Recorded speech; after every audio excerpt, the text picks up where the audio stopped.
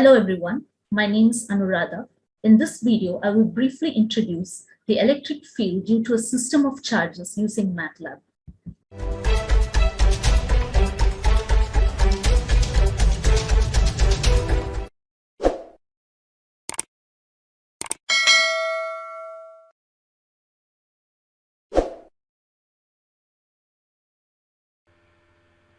Here is a quick glance of how the electric field due to a system of charges is implemented using MATLAB.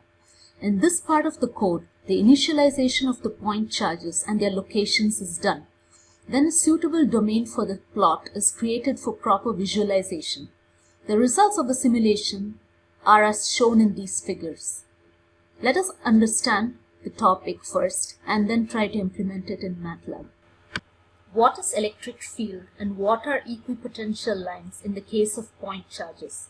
Consider an isolated point charge that is positively charged.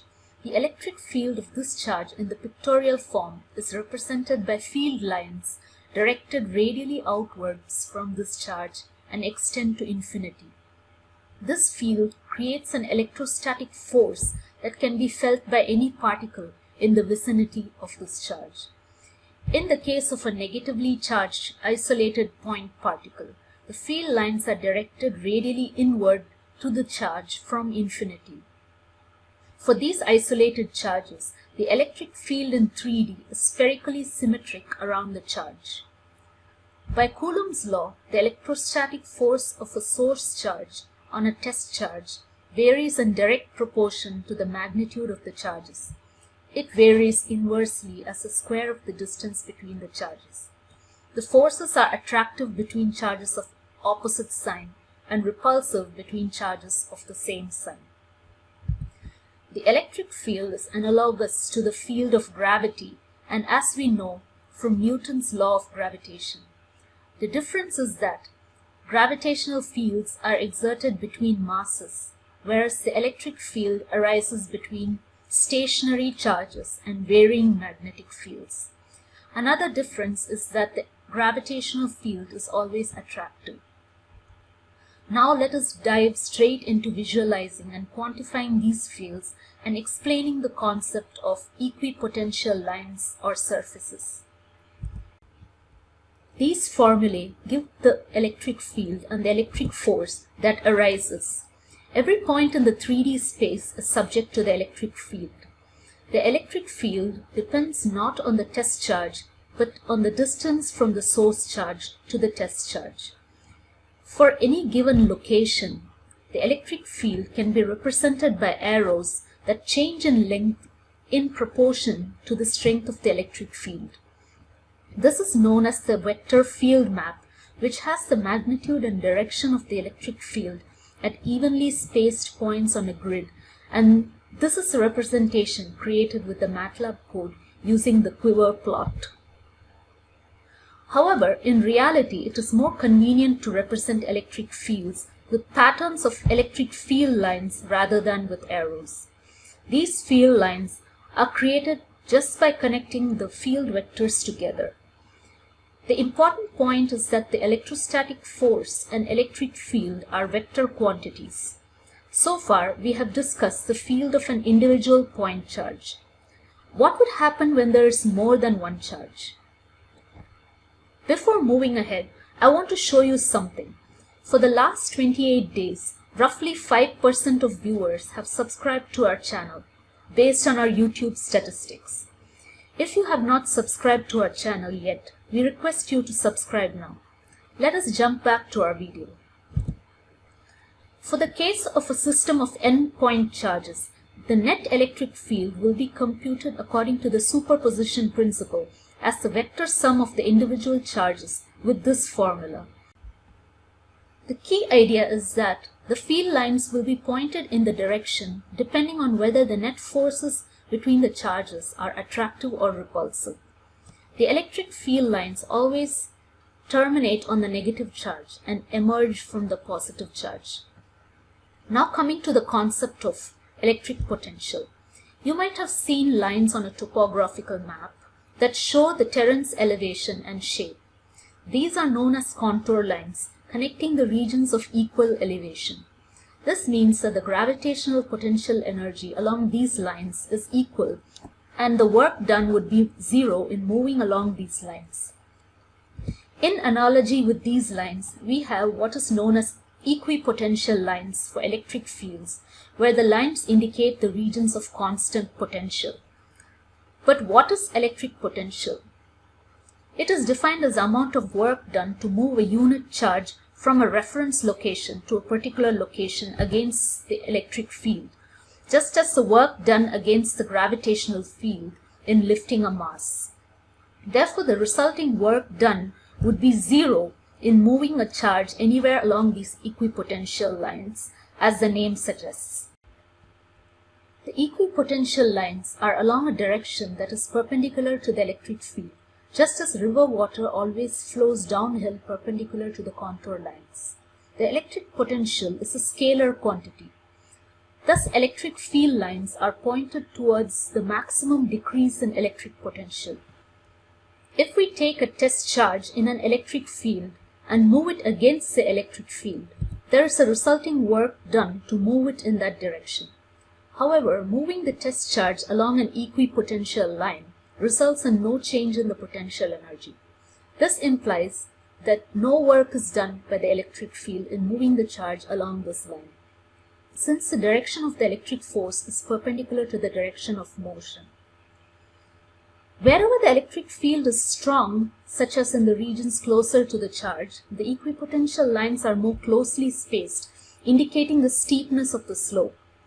These phenomena can be explained by observing that the test charge placed at an initial potential would accelerate and hence gain kinetic energy in a direction along the electric field lines very quickly.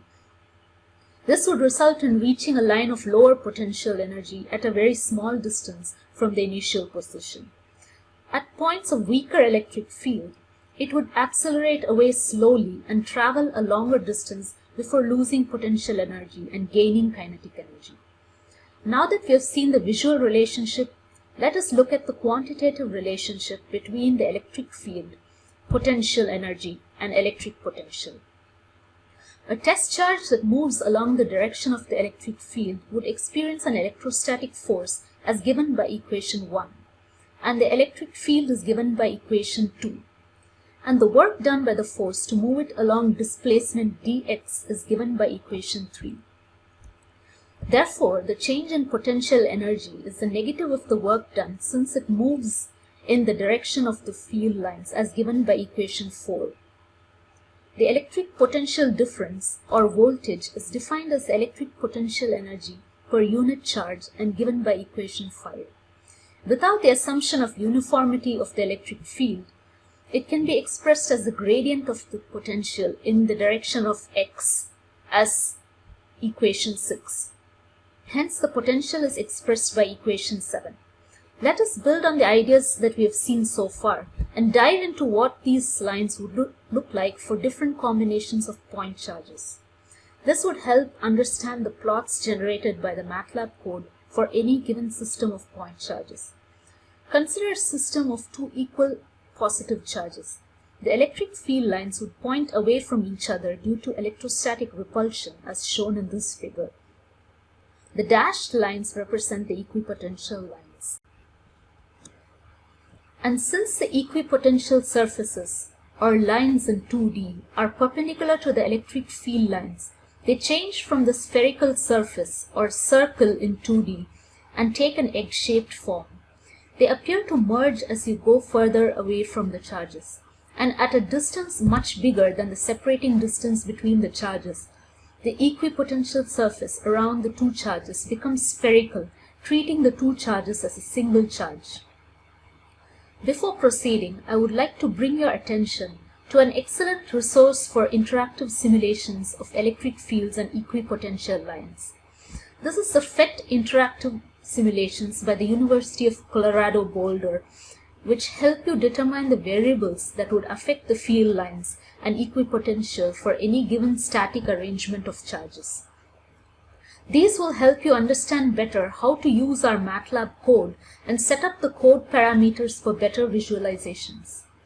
Now coming to the case of unequal positive charges.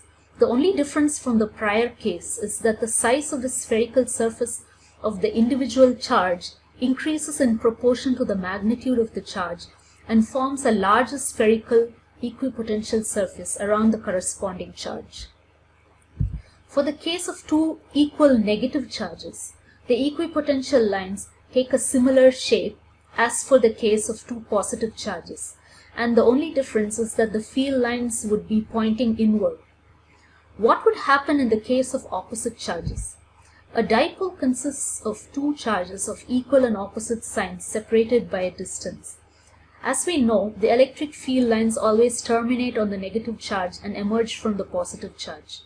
Therefore, to maintain perpendicularity with the field lines, the equipotential lines flatten out at the center of the two charges and would never merge, forming a sheet or a line of zero potential. This is as seen in the figure here, with the red dashed lines being the equipotential lines.